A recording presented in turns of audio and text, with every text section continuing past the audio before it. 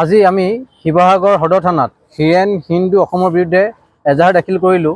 সামাজিক মাধ্যমত আমি প্ৰত্যক্ষ কৰিলোঁ তেওঁ ইছলাম ধৰ্মৰ প্ৰচাৰক হজৰত মুহাম্মদ ছাল্লাল্লাহু আলাইহি ওয়াসাল্লামৰ ওপৰত বিৰূপ মন্তব্য কৰাৰ লগতে তেওঁ আহ্বান জনাইছে। ইয়াৰ জৰিয়তে সমাজত এক বিভাজনৰ ৰাজনীতি কৰা ষড়যন্ত্ৰ ৰচিছে আৰু সাম্প্ৰদায়িক আমাৰ মাজত যি সম্প্ৰীতি আছে সেই সম্প্ৰীতি বিনষ্ট কৰিবলৈ তেওঁ পেজটোত অহৰ্নিশাই তেওঁ মুছলমান ধৰ্মৰ ওপৰত বা সাম্প্ৰদায়িক মন্তব্য কৰা পৰিলক্ষিত হৈছে।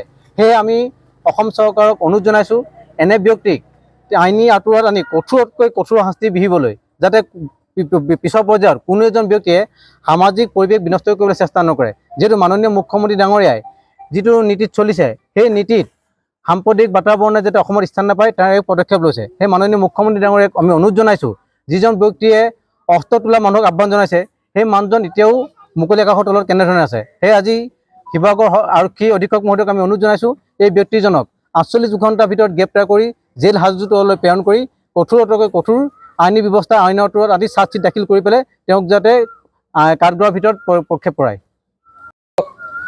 আনহাতে আমি সামাজিক মাধ্যমত দেখিবলৈ পাইছোঁ উক্ত যুৱকজনৰ বিৰুদ্ধে সামাজিক মাধ্যমত এগৰাকী যুৱতীয়ে তেওঁক অশালীন ইংগিত দিয়াৰ যি এটা নিউজ আমি পৰিলক্ষিত হৈছে। আমাৰ সন্দেহ হৈছে সেই ব্যক্তিজনে ভৱিষ্যতেও চাগে হিন্দু নাম লৈ পেলাই বিভিন্ন যুৱতীক তেওঁ অশালীন মন্তব্য বা সামাজিক মাধ্যমত তেওঁলোকক অসভ্য আচৰণ যৌন নিৰ্যাতন চলোৱা পৰিলক্ষিত হৈছে সামাজিক মাধ্যমত।